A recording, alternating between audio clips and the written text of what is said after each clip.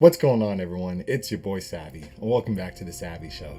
And in today's episode, I'm feeling actually nice because we're doing back-to-backs, man. It's been a minute since I've been busy, but yo, it feels good to do another animation reaction so soon after the next one. But this one looks pretty spicy. It's from none other than Dr. Bob himself.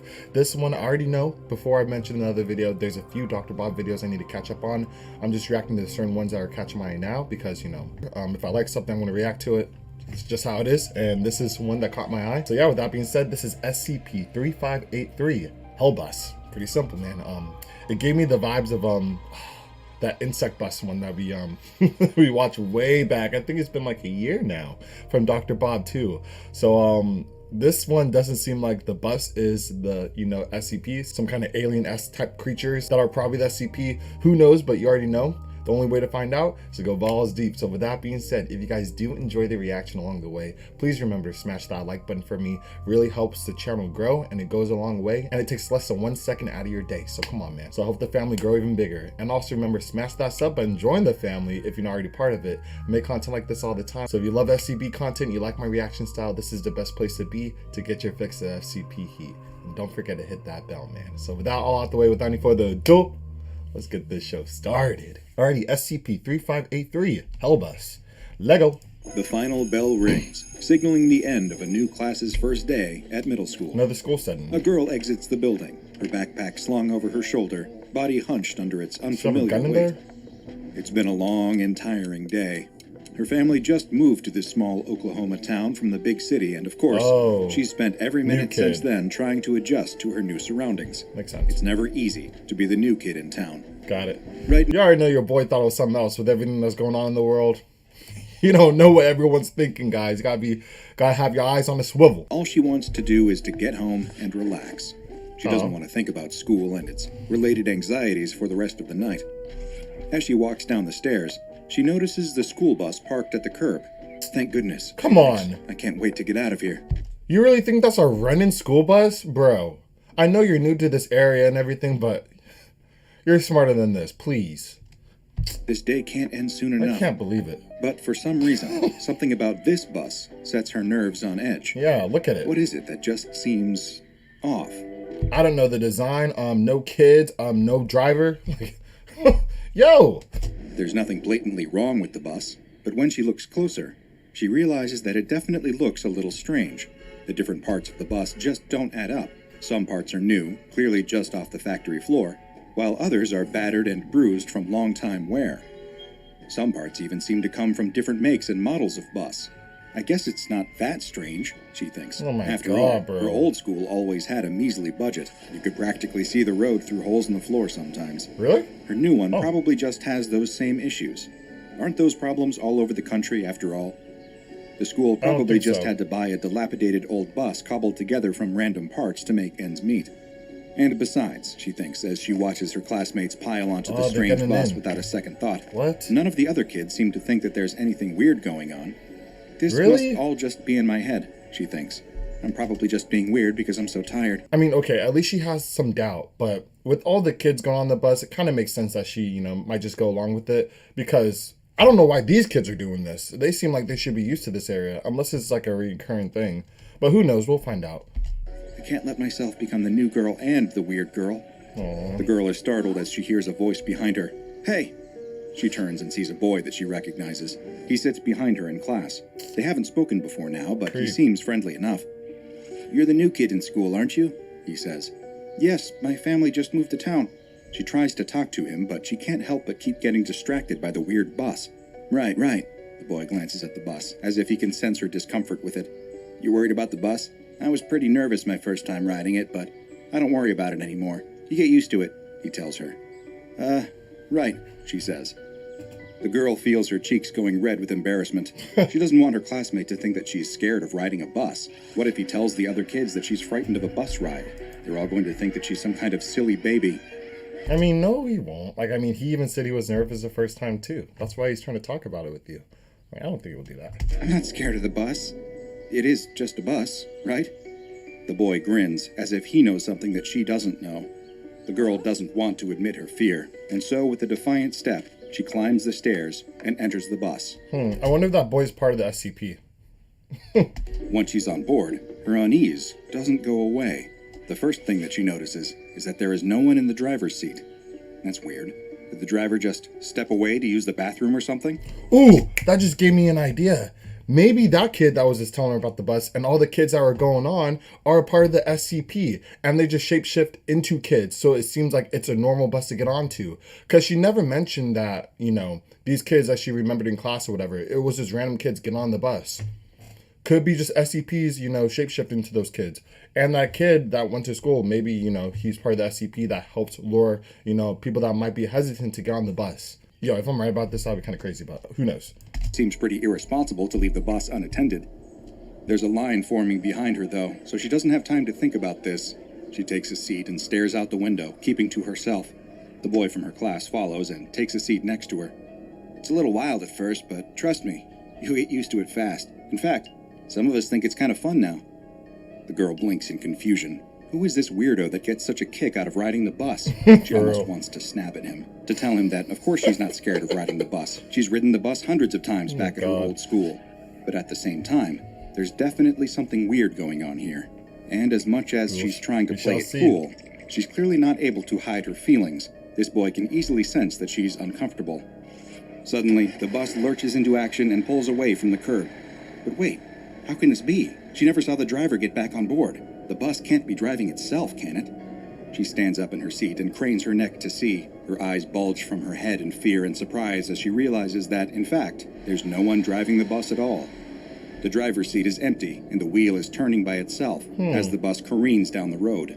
"Who's driving the bus?" she shouts, but the other kids barely even react to her outburst. Most of them are chattering amongst themselves, and only one or two turn to look at her briefly, before shrugging and turning back to their own private conversations. A chorus of giggles behind her alert her to the fact that she's just completely embarrassed herself. Oh my god. "What's the matter, you scared?"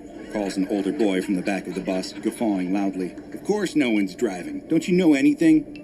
"Leave her alone," says the boy in the seat next to her. Obviously she doesn't because you didn't explain anything to her. Man, boy, you better explain. It's her first time. She's never ridden the bus before. She's too panicked to correct him that, yes, she has been on the bus before, but not a bus like this one. Yeah. "What's going on? We're all gonna die!" she cries, clutching at the seat. That dude better explain, making her seem like crazy. Despite her fear, though, she can't help but notice that the bus isn't simply speeding into oblivion. The bus obeys all the traffic laws, stopping at stop signs and signaling before turns. It's almost as if the bus itself is alive and aware of what it's doing. So the bus is SCP. "That's just how it is," says the boy next to her in a matter-of-fact voice as if he's anticipated her question. Going to hell. Apparently, this is a normal day for kids here in this Oklahoma town. The girl doesn't think she could ever get used to a bus that drives itself. But what comes next is going to prove to be even stranger. "But you might want to close your eyes for this next part," says the boy. The girl asks him what he means by that. But before he can answer, she feels a strange wave of sudden nausea overcome her. Her vision goes hazy, and the whole world seems to waver in her sight. Oh, God. The sensation passes quickly, and everything is quickly back to normal. Or is it? She turns to look out the window. The city passing by is familiar. She can recognize many of the same buildings that she passed on her way to school this morning. But now they seem strangely altered. The structures are in advanced states of disrepair, with broken windows and boarded-up doors. The gutters are filled with trash and debris, and the streets seem to be abandoned. The bus takes a left turn down a side street, and the girl catches a brief glimpse of the town's city hall in the distance. She gasps. City Hall. Where's everyone else at?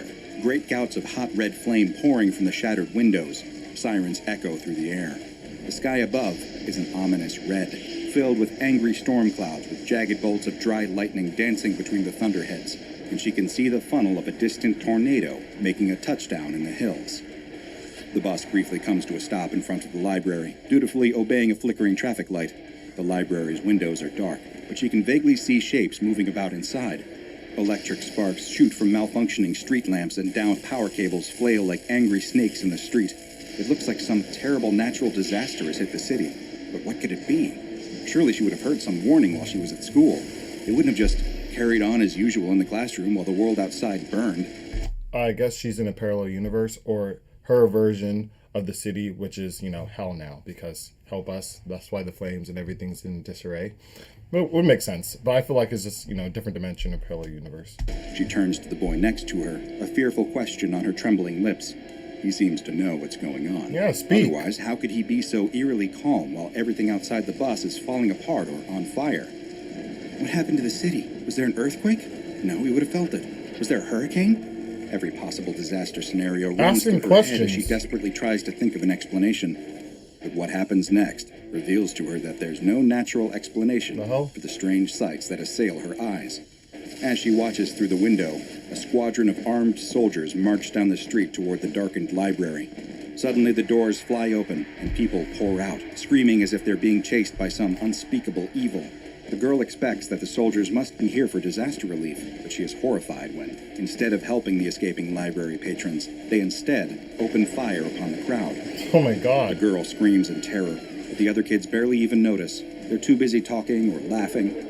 One kid is so disinterested in the spectacle outside that he's playing with a handheld game console rather than watch the carnage unfold. Wow. How can this be happening? Has the whole world gone crazy?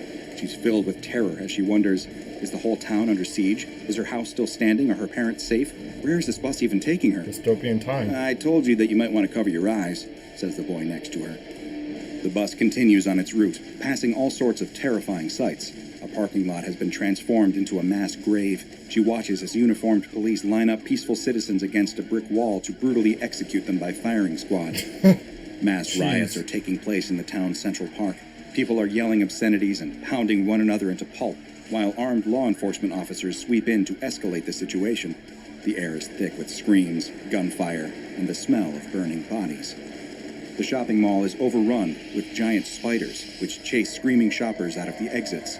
She sees rats as big as cars scurrying out of the alleyways, grabbing random people with their taloned paws and biting their heads off with their long, sharp incisors. Yo! On the distant hills, she can also make out the outlines of even stranger creatures that she cannot identify. Yeah, this Dinosaurs, is aliens, demons. She doesn't come from a particularly religious family, but the sights that she sees today definitely make her think that she might be seeing a glimpse into the maw of hell itself. The girl has never seen anything so awful in all her life. To her surprise, several of the other kids cheer as the bus drives past a gaggle of walking corpses. They're mutilated and half decomposed, but somehow still mobile, shambling down the sidewalk and moaning. How can the other kids be enjoying this? Yeah, yeah, yeah, chant the kids. I guess, like, these creatures can't do anything to the kids because they're in the bus. Maybe that's why they think it's fun and shit. They're used to seeing this every single day, right in the bus. Zombies, that rules! Maybe we'll get to see them eat some brains for once, cries the older boy in the back of the bus with sudden glee. What is going on? Repeats the girl. It's just the usual bus ride, says the boy next to her. Don't worry, I felt the same way when I first started at this school, but it's really not so bad. I mean, it's kind of cool, isn't it? The girl opens her mouth to respond, but she's suddenly overcome with that familiar feeling of nausea. The world quivers briefly in front of her. And it goes back to suddenly, everything is back to normal. The sky is clear and blue. The buildings are no longer dilapidated. People are bustling in the streets, going about their usual business. She was just in another weird dimension, or kind of like a dystopian type world of, where she's from. There's no sign of any of the horrors that she just witnessed. No fires, no soldiers, no monsters, and no zombies. The boy next to her commented that they must have been reaching someone's stop. From around the bus, she hears several other kids groan in frustration. They were hoping that they would get to see some exciting zombie carnage, but it looks like that show will have to wait for another time. The bus slowly comes to a halt, and the girl tenses as she hears the hiss of its air brakes.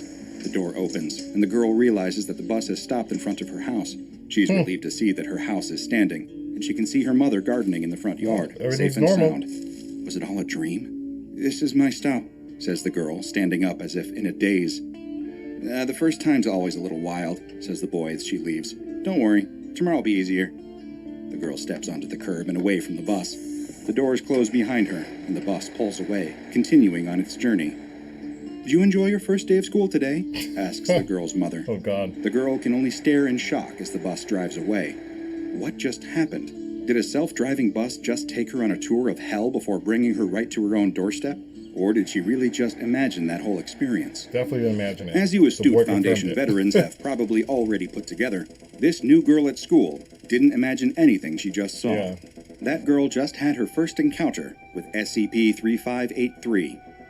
At face value, SCP-3583 resembles an ordinary school bus, albeit one composed of completely random parts all held together by some unknown force. The bus is self-driving and in fact resists any attempt by a human to sit in the driver's seat. At some point, SCP-3583 became attached to a particular school in an undisclosed Oklahoma town for reasons the SCP Foundation still doesn't understand. Wow, it got attached. Every school day at 3:45 p.m., it appears outside of the school just as the school day comes to a close. The bus can hold up to 56 children and up to 8 adults. Jeez. If it judges that not enough children have boarded, SCP-3583 will begin to honk its horn. The horn has a peculiar hypnotic effect on all children within hearing range. Oh. They will be compelled to drop whatever they are doing and board the bus, meaning that the bus has some innate cognitohazardous properties. So I have no if choice. the bus still feels that it hasn't reached its quota, it will increase the volume of its horn until it has attracted enough children that it can begin its route. Oh my God. Depending on how many adults have boarded, SCP-3583 has 2 distinct patterns of behavior. If 4 or fewer adults are aboard, SCP-3583 enters behavior pattern 1. In this pattern, SCP-3583 will dematerialize and enter a parallel reality called SCP-3583-A. SCP-3583-A superficially resembles the normal geography of the same Oklahoma town, with some minor but very important changes. Minor The but typical important. city Okay. landscape is Nothing's replaced minor. with a hellish alternative full of crumbling architecture, marauding monsters, shambling zombies, not minor. fires and natural disasters, and instances of military violence and civil unrest. SCP-3583 will travel through this terrifying hell dimension along normal bus routes, studiously obeying all traffic laws and pausing to re-enter our own reality, only to deliver kids to their own homes. Yep.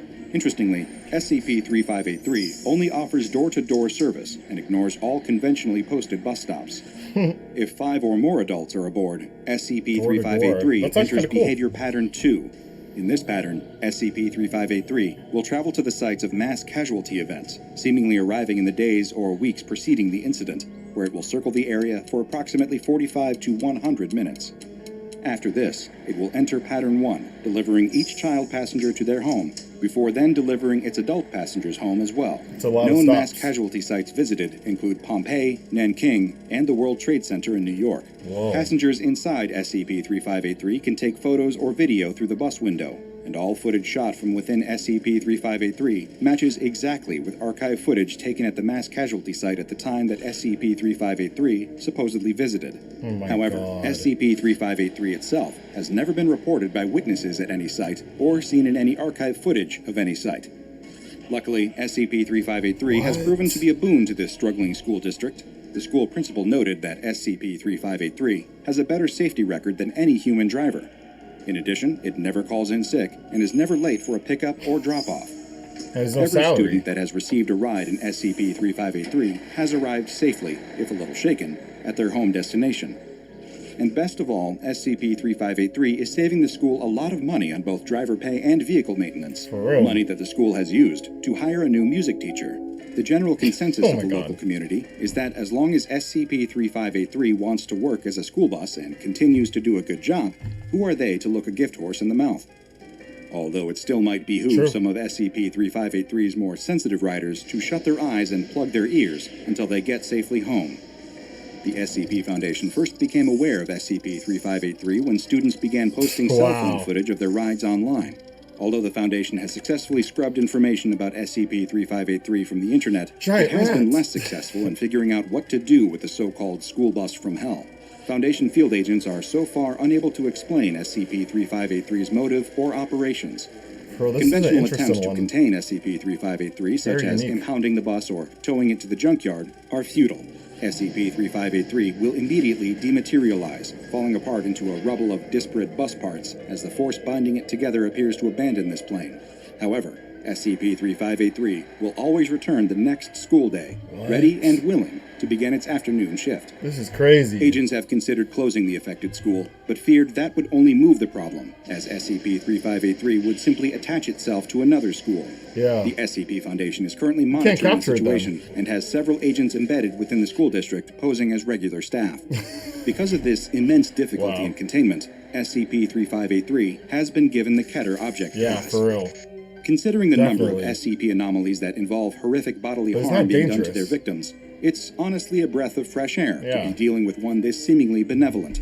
A little And that's interesting seeing the Keter class being so harmless, per se, you know? It's actually kind of cool. post-traumatic stress disorder aside, of course. And while Hellbus may be what most around the Foundation have taken to referring to this particular anomaly, Dr. Bob. I'm going to stick to my own name, the Tragic School Bus. Tragic? Now go and watch. Why didn't you title it that? You called it Hellbus, bud. Entry from the files of Dr. Bob, Uh-oh. like Man-Eating Bus, SCP-2086, rerouting That's a good for one. another piece of public transportation with a terrifying secret. Gonna And blow 'em make through? sure you subscribe and turn on notifications Yo. so you don't miss a single Dr. anomaly Bob as we got delve no further chill. and further into the No SCP chill. Foundation's classified archives. And I love it. I love it. But anyway, that was fire, guys. That was fire. Damn, this was so cool. Like, when I say unique, this one is definitely unique. One, being a keter and being harmless at the same time. And two, just not even understanding the motives of why it's doing what it's doing.